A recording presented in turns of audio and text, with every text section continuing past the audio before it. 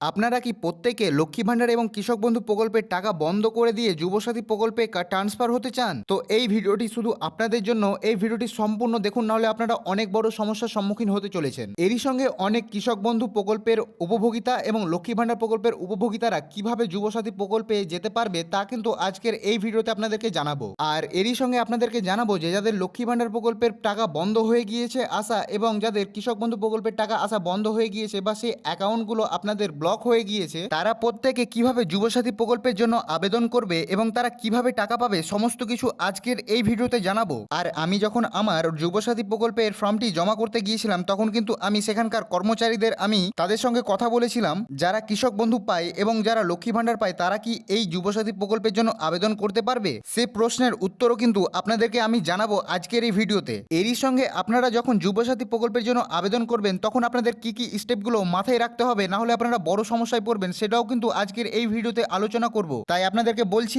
আজকের এই ভিডিওটা কিন্তু অত্যন্ত গুরুত্বপূর্ণ আপনাদের জন্য। তো ভিডিওটি সম্পূর্ণ দেখতে থাকুন। যারা কৃষক বন্ধু প্রকল্পের টাকা পান, যারা লক্ষ্মী ভাণ্ডার প্রকল্পের টাকা পান এবং যারা নতুন করে যুবসাথী প্রকল্পের জন্য আবেদন করেছেন, তাদের জন্য আজকের এই ভিডিওটি খুবই গুরুত্বপূর্ণ। তাই আপনারা ভিডিওটিকে মিস না করে সম্পূর্ণ ভিডিওটি দেখতে থাকুন। তবে চলুন আর বেশি কথা না বলে ভিডিওটি শুরু করা যাক। তো ভিডিও শুরুর আগে আপনাদের কাছে আমার একটি ছোট্ট রিকোয়েস্ট, যদি আপনারা আমার চ্যানেলের নতুন দর্শক হয়ে থাকেন তো চ্যানেলটিকে সাবস্ক্রাইব করে পাশে থাকা বেল আইকনটিকে অলে প্রেস করে দেবেন, যাতে আমাদের ভিডিওর নতুন নতুন ইনফরমেশন আপনাদের কাছে পৌঁছাতে পারে। তো চলুন এবার ভিডিওটি শুরু করা যাক। তো দেখুন, প্রথমত আমি এই ভিডিওটি কিন্তু 3টি স্টেপে ভাগ করে দেব। তো দেখুন, প্রথম স্টেপটি হলো যিনারা খুবই সহজে যুবসাথী প্রকল্পের জন্য আবেদন করতে পারবেন। দেখুন, আপনার যদি এপ্রিল মাসের 1 তারিখে যদি 21 বছর কমপ্লিট হয়ে যায়, এই প্রকল্পের আবেদন করার জন্য আপনি উপযোগী, কিন্তু আপনাকে মাধ্যমিক পাস হতে হবে। তো তারপরে আপনারা ক্যাম্পে যাবেন, ক্যাম্প থেকে আপনারা ফর্ম নিয়ে আসবেন। ক্যাম্পে যদি ফর্ম না দেয় তো আপনারা যে কোনো একটি অনলাইন দোকান থেকে কিন্তু সেই ফর্মটি সংগ্রহ করবেন। তারপরে সেই ফর্মটিকে আপনারা ফিল আপ করবেন, কিন্তু আপনাকে বেকার হতে হবে, ঠিক আছে? যিনারা বেকার রয়েছেন তারা কিন্তু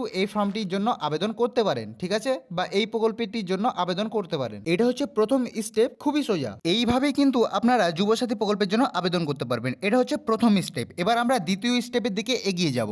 2 নম্বর স্টেপে আমরা জানবো যাদের লক্ষ্মী ভাণ্ডার প্রকল্পের টাকা আসা বন্ধ হয়ে গিয়েছে, এমনকি তাদের ব্লক হয়ে গিয়েছে সে অ্যাকাউন্টটি, যাদেরকে বিডিও অফিস থেকে বলেছে যে আপনারা নতুনভাবে আবেদন করুন তবে আপনাদের এটা চালু হবে, তারা কি নতুন করে লক্ষ্মী ভাণ্ডার প্রকল্পের জন্য আবেদন করবে, নাকি আবার তারা যুবসাথী প্রকল্পের জন্য আবেদন করবে? এটাতে কিন্তু আপনারা অনেকেই কনফিউজ রয়েছেন, তাই তো? তবে এই আপনাদের কনফিউশনটাকে আমি দূর করে দিচ্ছি। দেখুন, প্রথমত আপনারা যুবসাথী প্রকল্পের টাকা পাবেন মাত্র 5 বছর, ঠিক আছে? আর মুখ্যমন্ত্রী মমতা বন্দ্যোপাধ্যায় তিনি কিন্তু বলেছেন যে লক্ষ্মী ভাণ্ডার প্রকল্পের টাকা কিন্তু আপনারা সারা জীবন পাবেন। তো এবার বলুন, আপনারা একবার খাটতে চান নাকি আপনারা বারবার খাটতে চান? যদি আপনারা একবার আপনারা কাজ করে আপনারা নিশ্চিন্তে থাকতে চান, তবে আপনারা লক্ষ্মী ভাণ্ডারের দিকে এগিয়ে যান। আর যদি আপনারা চান যে আমি 5 বছর যুবসাথী প্রকল্পের টাকা নেব, তারপরে লক্ষ্মী ভাণ্ডার প্রকল্পের টাকা নেব, তবে আপনি যুবসাথী প্রকল্পের জন্য আবেদন করতে পারেন। কিন্তু এটা মাথায় রাখবেন যে লক্ষ্মী ভাণ্ডার প্রকল্পের টাকা কিন্তু 1500 টাকা দেবে এবং যুবসাথী প্রকল্পেরও টাকা 1500 টাকা দেবে, ঠিক আছে? অ্যামাউন্ট সেম আছে, কিন্তু আপনারা চাইলে করতে পারেন। কিন্তু আপনাদেরকে আমি বলবো যে আপনারা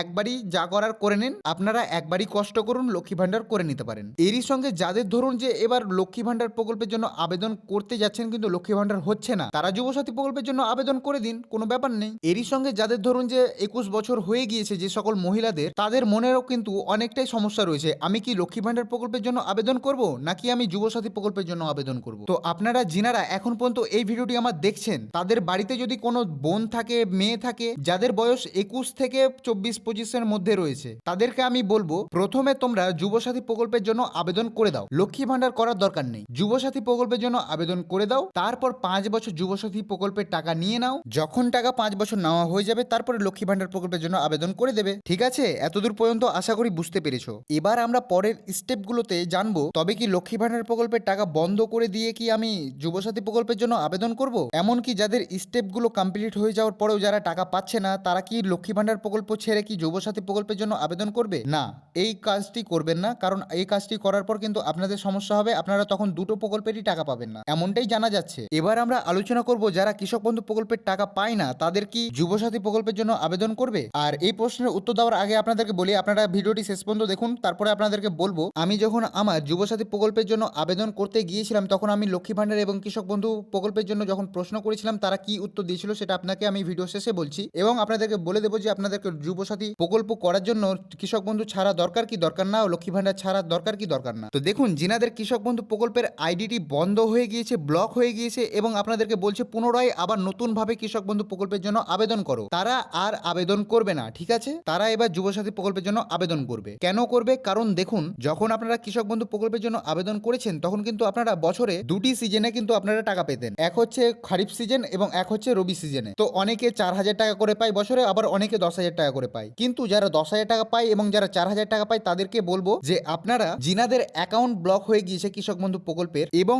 আপনাদের বয়স 21 থেকে 40-এর মধ্যে রয়েছে, তারা যুবসাথী প্রকল্পের জন্য আবেদন করে দেবেন। কারণ আপনারা প্রত্যেকে জানেন যে যুবসাথী প্রকল্পের মাসে মাসে 1500 টাকা করে দেবে, অর্থাৎ বছরে হচ্ছে 18,000 টাকা করে পাবেন। আশা করি আপনারা এবার বুঝতে পারলেন। আর অনেকে কিন্তু এই চিন্তাতে চিন্তিত রয়েছেন, আমার এখন কোন প্রকল্পের জন্য আবেদন করা দরকার, যুবসাথী প্রকল্পের জন্য আবেদন করা দরকার নাকি কৃষক বন্ধু প্রকল্পের জন্য আবেদন করা দরকার। আমি কিন্তু মাধ্যমিক পাস রয়েছি, এমনকি আমার বয়স 21 থেকে 40-এর মধ্যে রয়েছে। যদি আপনাদেরও যদি এই সিচুয়েশন থাকে তবে আপনাদের চিন্তিত হয়ে কোনো লাভই নেই, আপনারা ডাইরেক্ট যুবসাথী প্রকল্পের জন্য আবেদন করুন। কৃষক বন্ধু প্রকল্পে আপনারা বাৎসরিক পাবেন 10,000 টাকা, বছরে 10,000 টাকা পাবেন, কিন্তু যুবসাথী প্রকল্পে কিন্তু আপনারা বাৎসরিক 18,000 টাকা পাবেন, 8,000 বেশি পাবেন। তবে বুঝতে পারছেন তো যে কতটা আপনারা লাভবান হবেন যদি কৃষক বন্ধু প্রকল্পের জন্য আবেদন না করে যদি আপনারা যুবসাথী প্রকল্পের জন্য আবেদন করেন। এবার হচ্ছে যিনারা লক্ষ্মী ভান্ডার পাচ্ছেন বা কৃষক বন্ধু প্রকল্পের টাকা পাচ্ছেন, তারা কি এবার লক্ষ্মী ভান্ডার বন্ধ করে দিয়ে বা কৃষক বন্ধু প্রকল্প টাকা বন্ধ করে দিয়ে কি আপনারা যুবসাথী প্রকল্পে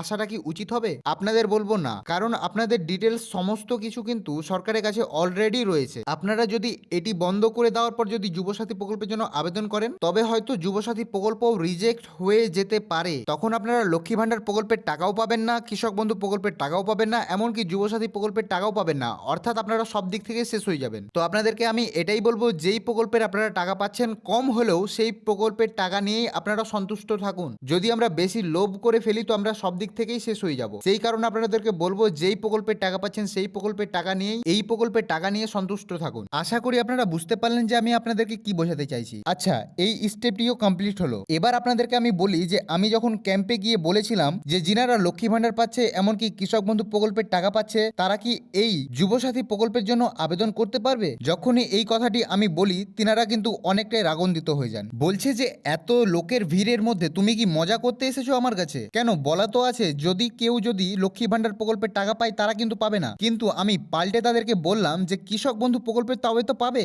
কারণ সেটা তো মাসে মাসে পায় না, সেটা তো বছরে দুবার পায়। তো তারা বলল যে কৃষক বন্ধু প্রকল্পে যারা টাকা পায় তারা বছরে একবার পাক, দুবার পাক বা মাসে মাসে পাক না কেন, তারা কিন্তু সরকারি প্রকল্পের সঙ্গে যুক্ত রয়েছে, তো তাদেরকে না করাটাই সব থেকে ভালো হবে। তখন আমি বললাম স্যার কিন্তু এটা তো খুবই অন্যায় হয়ে যাচ্ছে কৃষকদের সঙ্গে। একে তো সারের দাম অনেক বেড়েছে, এরই সঙ্গে উন্নত মানের বীজের কিন্তু দাম অনেকটাই বেশি। এই বছরে যদি 4,000 টাকা একটা কৃষক পায় সে কি জমিতে চাষ করতে পারবে? সেখানে আবার আমাকে তিনি রেগে বলেন, এটা আমাকে কেন বলছো, সরকারকে বলে এসো। তখন আমি চুপ করে সেখান থেকে আমি বেরিয়ে চলে এলাম। তারপর থেকে আমি বুঝতে পারলাম যে ইনারা কিন্তু যারা বেকার রয়েছে, যাদের কোনো রকম কোনো ইনকাম সোর্স নেই, তারাই একমাত্র এই যুবসাথী প্রকল্পের জন্য আবেদন করতে পারবে। এরই সঙ্গে যারা বছরে একবার পাক, দুবার পাক, মাসে মাসে পাক, তারা কিন্তু এই যুবসাথী প্রকল্পের জন্য আবেদন করতে পারবে না, কারণ একটা তারা। আর যারাই সরকারি প্রকল্পের সঙ্গে যুক্ত রয়েছে তারা কিন্তু এই যুবসাথী প্রকল্পের জন্য আবেদন করতে পারবে না। এটাই আমি সেখান থেকে বুঝে এলাম আর আপনাদেরকে জানালাম। আশা করি আপনারা সমস্ত কিছু বুঝতে পারলেন। তো আজকের ভিডিও এখানে শেষ করছি। ভিডিওটি যদি ভালো লেগে থাকে তো অন্যের সুবিধাতে ভিডিওকে শেয়ার করে দেবে এবং চ্যানেলে নতুন দর্শক হয়ে থাকলে চ্যানেলটিকে সাবস্ক্রাইব করবেন। ভালো থাকবেন, সুস্থ থাকবেন, ধন্যবাদ।